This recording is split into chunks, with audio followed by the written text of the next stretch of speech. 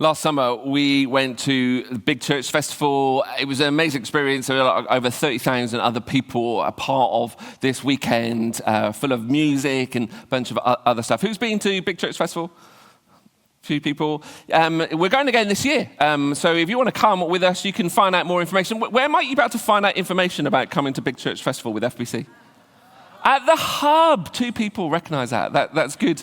But it's a great opportunity. I really recommend it for you. But on one of the evenings, or often, we would go down into the front to be closer, in the crowd, closer to the stage. They call it the praise pit. This is a photo I took from being just at the front as the bands were playing. And I sort of noticed that my experience was very different from Louise, my wife's experience. I'm a bit taller than Louise. So I took this photo from my eye line, and then I sort of scooted down and took a photo from Louise's eye line. And this is Louise's view. She could have been anywhere.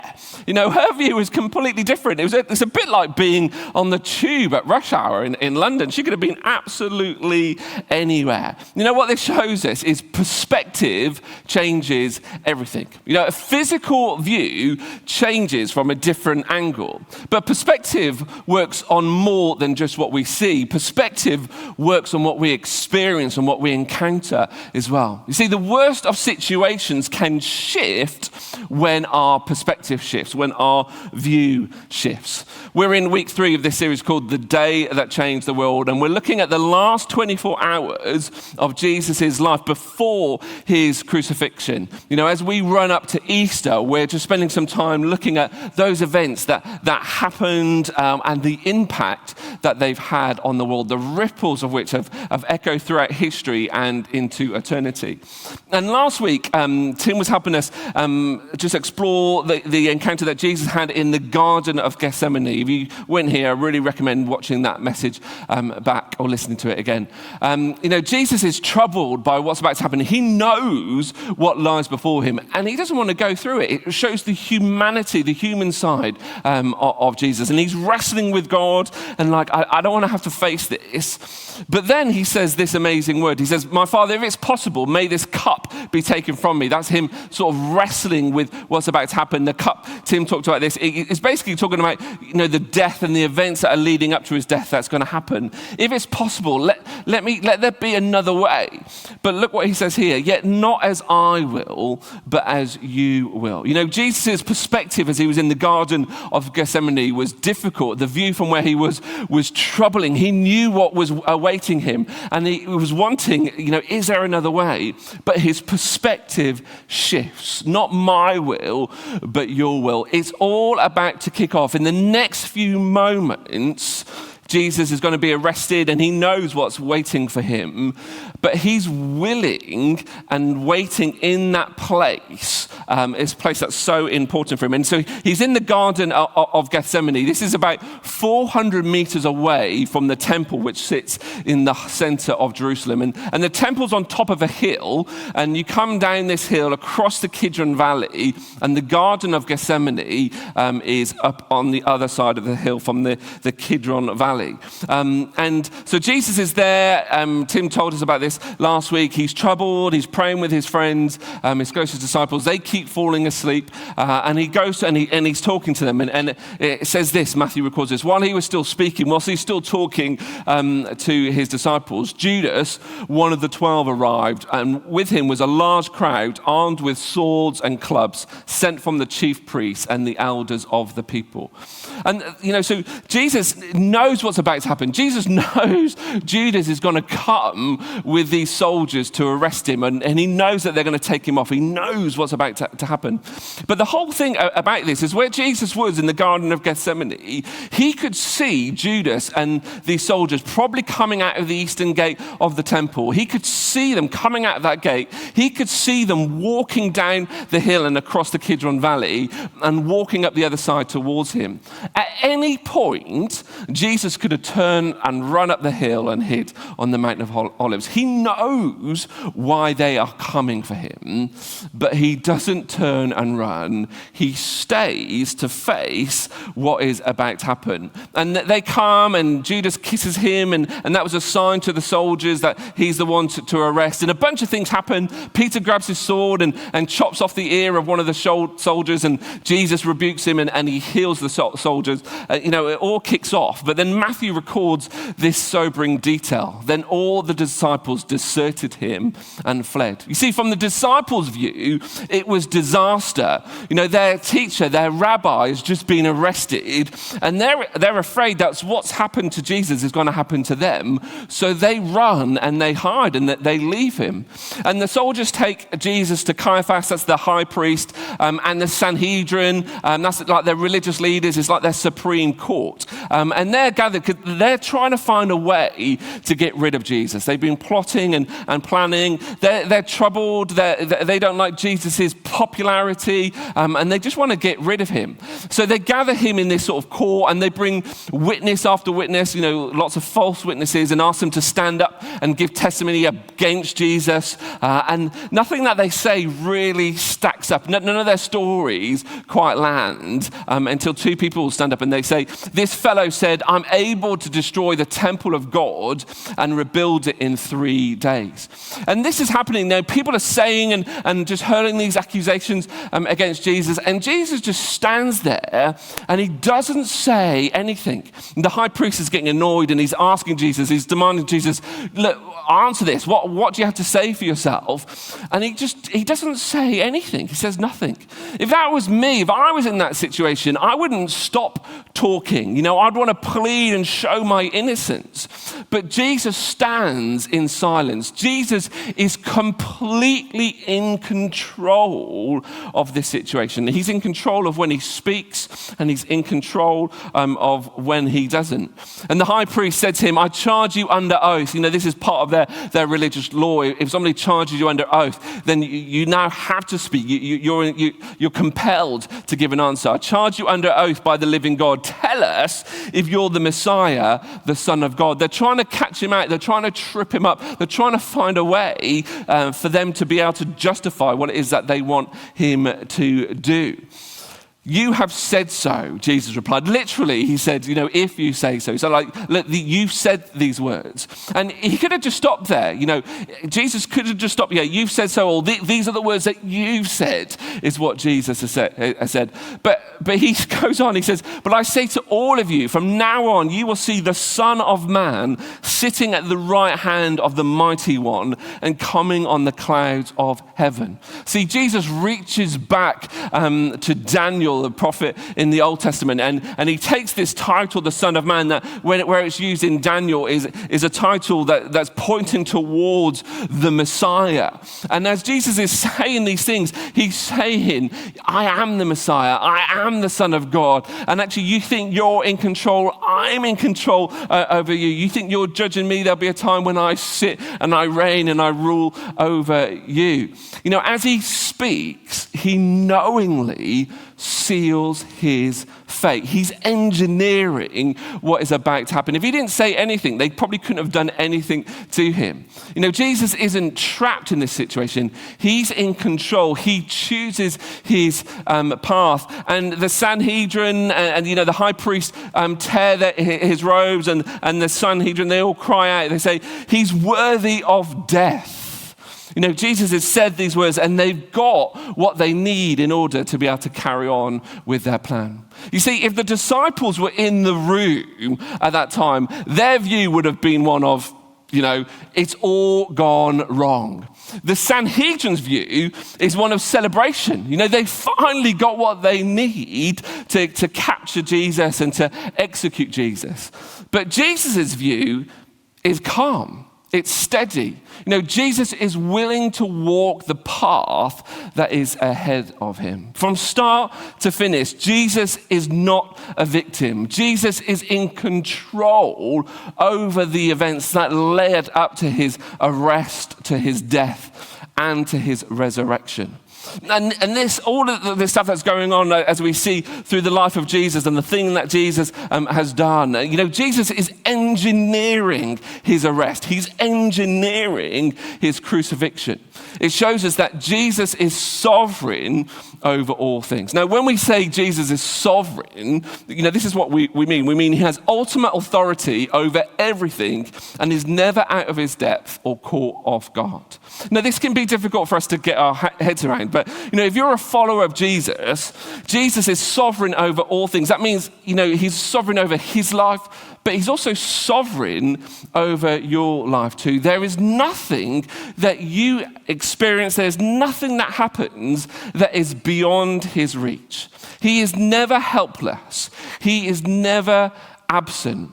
And the sovereignty of Jesus means that he's able to take even those things that he hasn't planned and use them for your ultimate good. Years later, a guy called Paul, who was one of the leaders of the early church and wrote lots of the letters that we find in the New Testament, he wrote these words to the church in Rome. He says, and we know that in all things God works for the good of those who love him, who've been called according to his purpose. See, hear this. In all things. Paul says all things. I think what things Paul meant by that is all things. Even this thing, even that thing that you're thinking about. In all things, God is at work for good and for our good. And sometimes it doesn't feel like that. Sometimes the view from where we are, it makes this difficult to believe. But Jesus invites us to follow him. He invites us to trust him. And that trust requires us to trust that his good is beyond our good. That his good and what he defines as good is actually beyond, it's above, it's better than our definition of good. Let me ask you this question. What's the view like from here? From where you are right now, what is the view like for you? For some of you, the view from here is a hospital chair next to a bed, watching somebody you love fade and feeling completely helpless. For others, it's a quiet house after the kids have gone to another home for the weekend, and you're wondering to yourself, is this what family will feel like from now? For others, it's a desk covered in unpaid bills and final warning letters, and you're doing the maths again and again, but you still come up short. For some, it's a church seat where you sing the words, but you feel nothing. And you're not sure when God last felt close to you. For some, the view is a body that doesn't do what it used to. Chronic pain or long-term illness makes even the simple tasks feel huge. For some of you listening to this, you're asking yourself, what does it mean for Jesus to be sovereign, for Jesus to be in control? Because it feels like everything around you is spiraling out of control. If that's you, what I'm going to say next might be difficult to hear, but hold on. The sovereignty of Jesus goes beyond your immediate situation. Sometimes when the view is difficult, we're in the valley. And when you're in the valley, all you can see is the hills, the mountain that is surrounding you. Jesus was in the valley. The Garden of Gethsemane shows us that experience where he was in the valley and all he could see was the mountain that was in front of him. And he was troubled by that. He struggled to see beyond it. But then his perspective shifts. And as he saw Judas coming to arrest him, he saw beyond the mountain. He knew what was about to happen. He could see the painful path that was laid out to him. And actually, a path that would cause him to cry out, my God, why have you forsaken me? There were moments where Jesus wondered where God was. He wondered why this was happening. Jesus, who is in very nature God, Jesus, who is God, had moments where he questioned God, yet his sovereignty remained. We all have valley moments. We all have those times where we can't see beyond the mountain that is in front of us. In those moments, the sovereignty of Jesus does not mean that bad things won't happen to you. It means bad things don't get the final word. You see, the cross is the proof of that. From one angle, it's horror, it's injustice, it's betrayal, it's violence, it's shame, it's death. But from heaven's angle, the view is very different. It's one of victory, it's one of forgiveness, it's one of new life and new creation breaking in. From heaven's angle, they could see the worst thing became the doorway for the best thing. See, the same Jesus who was sovereign over that night is sovereign over this night too. The same Jesus who was sovereign and in control and not surprised by those events that led to that dark moment for him, that moment that caused him to question God. That same Jesus that was sovereign over that night is sovereign over the nights that we face, those moments that we are troubled by. The same Jesus who was in control as he went willingly to that arrest and the beating and the execution that awaited him is still in control of the things that we face. But, there's a few things that's important for us to recognize, that trusting that Jesus is sovereign and in control does not mean.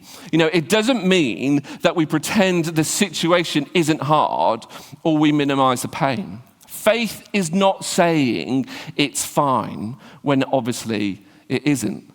It doesn't mean we stay in situations that are abusive, that are unsafe or damaging, and call that trusting God. Sometimes the most faithful thing you can do is to get help and to get out. It doesn't mean we stop going to the doctor or the counselor or the debt advisor or the solicitor and just leave it to God. He often works through very ordinary people and very practical help. It doesn't mean we switch off our emotions and become spiritual robots. Tears, questions, doubt, even anger all belong in a life that trusts God. It doesn't mean God will fix this quickly or in the way that we want. Sovereignty is not a guarantee of our preferred outcome. It's a guarantee of his presence and his ultimate eternal good purposes. And it doesn't mean we do nothing. We still make wise choices. We still set boundaries. We still seek reconciliation where we can and obey what we already know Jesus is asking of us. So if that's what trusting that Jesus is in control is not, well, what is it?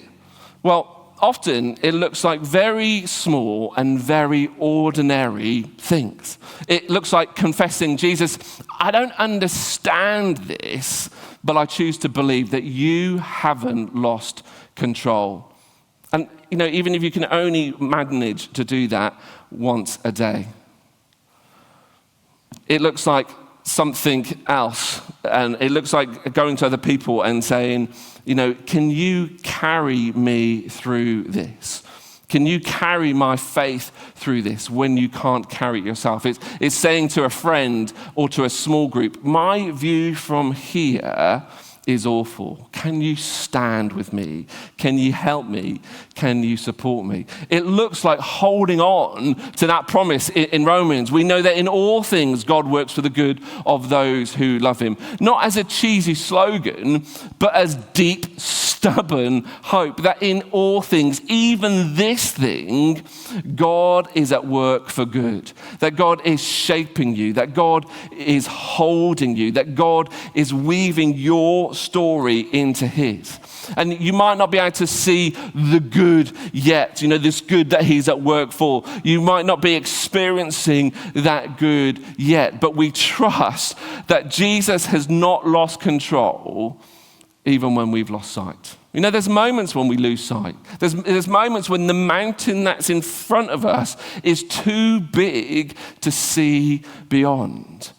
But Jesus has not lost control, even when we've lost sight. See, the story didn't end on Friday at the cross. It continued onto Sunday into an empty tomb where we see new life and we see resurrection and we see hope breaking forth. As the sun rose on that Easter morning, the power of darkness, the power of sin, the power of death was defeated. Death itself could not hold him, which is why we believe that he can hold us, even in the worst case scenario. Oh, there we go. Like the view from here, the view from where you are right now may be very different from the view from where Jesus is. And if that's true, if that's your experience, maybe you're in that valley moment and you can't see beyond the mountain that's in front of you, Jesus invites you to hold on. Just hold on. Keep holding on and trust that it will be all right. Now, that might not be soon. I wish I could say that holding on and trusting that Jesus is in control will mean that he fixes things quickly. That might not be the case. We might not see the thing that we want to see shift soon. We might not see it this side of eternity, but we trust that one day it will be all right. That one day it will be better than all right. Trusting in Jesus doesn't mean that it magics away the hard stuff. We become people who are steadier in the storm when we do this because our peace isn't dependent on circumstances. Our peace is dependent on a person who doesn't move. I'm going to get the band up as we wrap up this time together. If that's you and we trust in Jesus, it helps us to become people who are able to sit with each other in the midst of pain without the need to fix it or explain it away. When we trust that Jesus is in control, even when we've lost sight, it helps us to grow in that faithful obedience, to actually have confidence in him and willing to take those steps to trust him and follow him, to keep our faith in him. It grows a deep confidence within us that whatever the view is like from here, the view from where Jesus is good. And when we finally see the view from his side, when we finally have his perspective, we will realize that he did hold us, that he did work for good. And until then, he asks us to do the only thing that we can in those moments. Hold on to him because he won't let us go.